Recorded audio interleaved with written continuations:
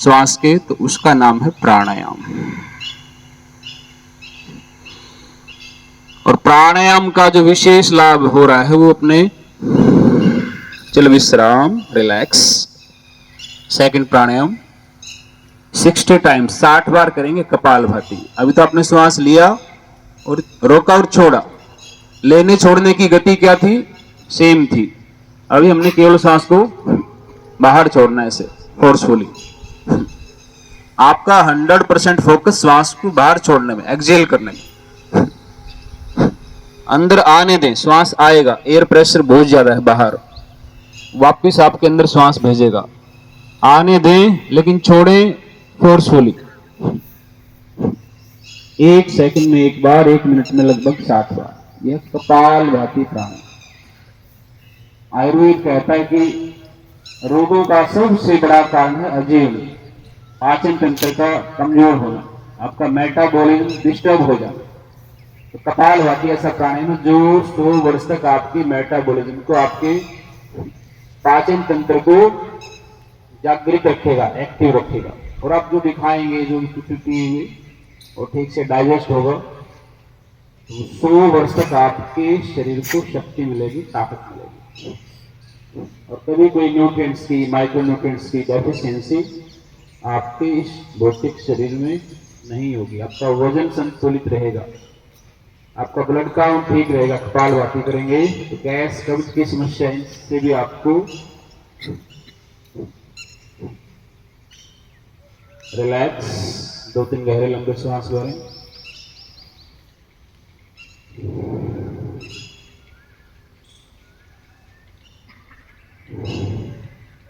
Repeat करेंगे 60 times, फिर से करेंगे।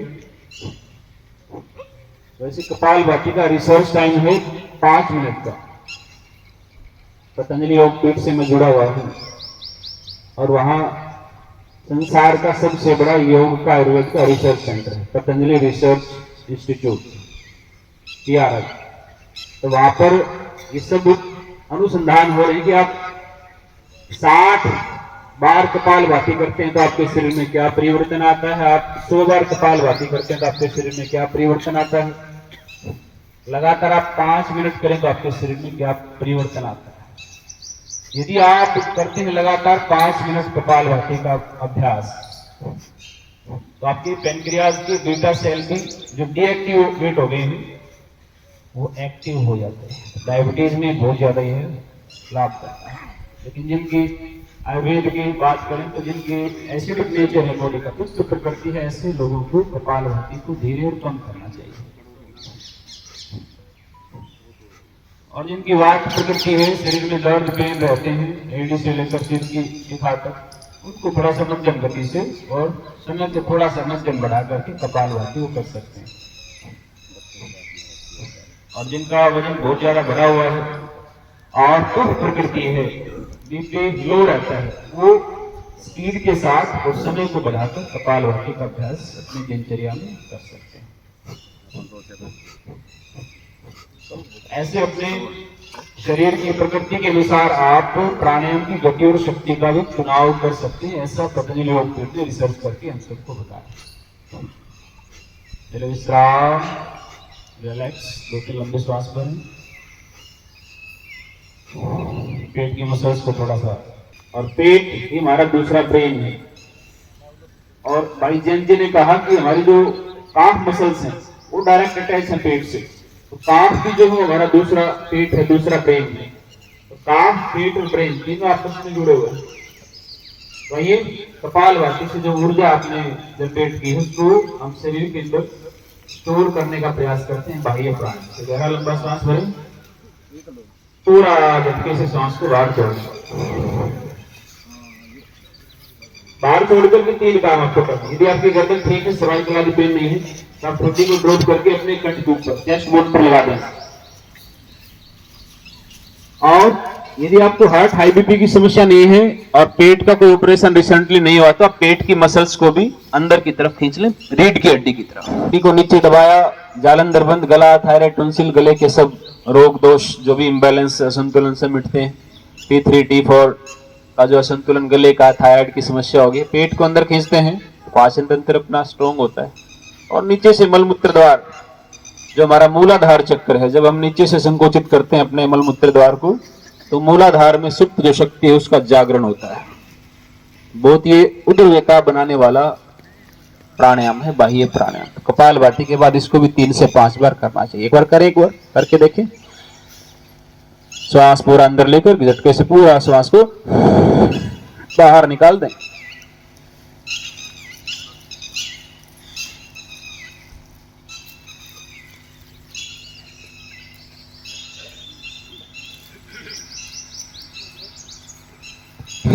समझ ना आए तो थोड़ा देख लेंगे ऐसे।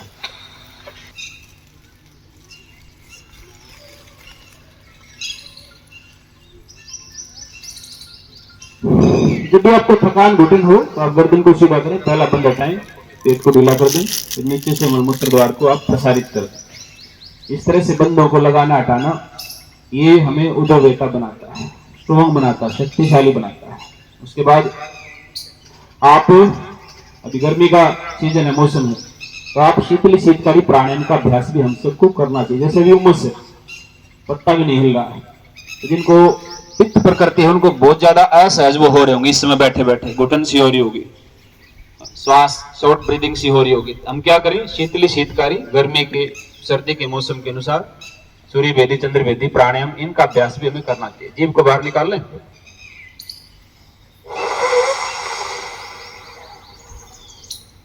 जीभ से बाहर लिए, श्वास को लिया अंदर और नासिकाओं से छोड़ दिया।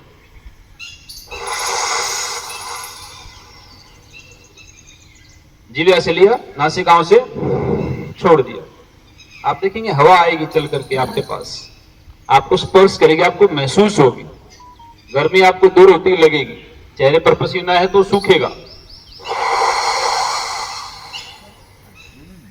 शीतली प्राणायाम, मुंह के छाले, नाक में ब्लड की नक्सीर, हाथ पांव में बहुत ज्यादा गीलापन, पसीने रहना, पसीने में बहुत ज्यादा स्मेल आना, बदबू आना, और गर्मी से फिर ब्लड प्रेशर बढ़ना, हेडेक रहना, बहुत ज्यादा प्यास लगना। तो गर्मी के जो रोग हैं, दोष हैं, उन सब के लिए बहुत उत्तम प्राणायाम है शीतली प्राणायाम। लेकिन जिनको बहुत ज्यादा जो अर्थराइटिस है, बहुत ज्यादा बीपी लो रहता है, उनको शीतली शीतकारी प्राणायाम का अभ्यास नहीं करना चाहिए। जिनकी जीवा ना मुड़े तो उनके लिए अल्टरनेटिव दूसरा प्राणायाम है शीतकारी। दांतों को ऐसे मिलाएं, साइड से श्वास को खींचें, ऐसे दांतों को मिलाएं, साइड से खींचे, शीतकारी प्राणायाम। शीतकारी से एक दो अभ्यास करने से एक दो लाभ और ऐड हो जाएंगे। आपका बढ़ा हुआ ब्लड प्रेशर भी जो है कम हो जाएगा। फिर उज्जयी प्राणायाम गला थायराइड टॉन्सिल के लिए। थायराइड किस किस को, एक बार हाथ उठाएंगे, एक दो हाथ उठे, कोई बात नहीं है तो ठीक हो जाएगा, और नहीं है तो होगा नहीं। बस 3 से 5 रोज अभ्यास आपने करने हैं। उज्जयी प्राणायाम, गले को थोड़ा सिकोड़ते हुए, संकुचित करते हुए गले से आवाज लेंगे ऐसे,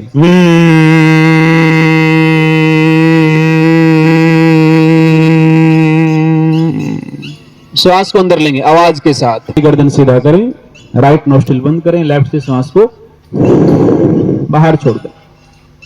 3 महीने आप इस प्राणायाम को करो, और साबुत धनिया है उसको रात को भिगोकर उसका सुबह पानी पियो। अपनी प्लेट में, थाली में जब खाना खाते हैं तो 1 चम्मच धनिया की चटनी रखो।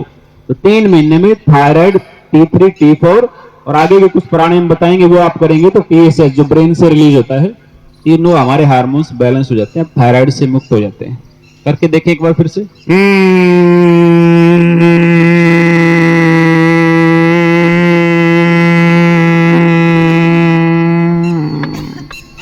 अभी माता जी को खांसी आई है, इसका मतलब उन्होंने ठीक किया है। जब पूरा श्वास भर जाए तो उसको बंद लगा करके रोकेंगे, अंदर रोके 5 सेकंड 10 सेकंड, जितना आपका सामर्थ्य है उससे थोड़ा सा कम ही रोकें। उसके बाद आप गर्दन को सीधा करें, बंद को खोलें, राइट नोस्ट्रिल बंद करें। रवि जी राइट, लेफ्ट से श्वास, सर राइट बंद करेंगे, राइट हैंड से, और जो श्वास हमने लिया था, रोका था, उसको लेफ्ट से एक्सहेल कर देंगे। अब करेंगे हम एक और मुख्य प्राणायाम, अनुलोम विलोम। इसको हम लगातार 3 मिनट करेंगे। चलिए राइट हैंड उठाएं, राइट हैंड रेज करें, राइट हैंड के अंगूठे से राइट नोस्ट्रिल को पहले बंद करें, लेफ्ट से इनहेल करते हुए इसको स्टार्ट करना है। लेफ्ट से लिया, राइट से इसको छोड़ दो, तो राइट से इनहेल करें,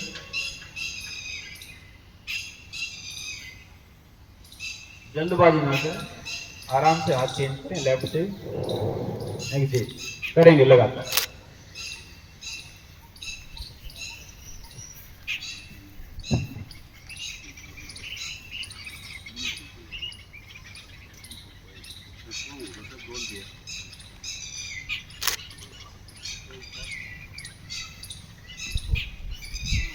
बाएं से ले, दाएं से छोड़े,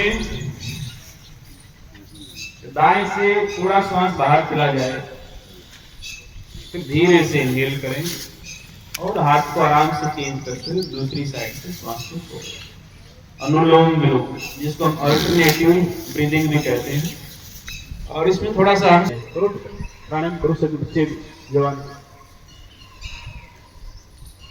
ऑटोनोमिक नर्वस सिस्टम में भी दो तरह के नर्वस सिस्टम, एक आपका पैरासिम्पैथेटिक, एक आपका सिंपैथेटिक नर्वस सिस्टम। जब भी आप आजो भट्टी साहब, आपका तो मेन पीछे आओ, बहुत पीछे रखे पौधे जाइयो, चेयर दो खा लो, एक पौधा रवि आज। हाँ जी सर, सामने जी।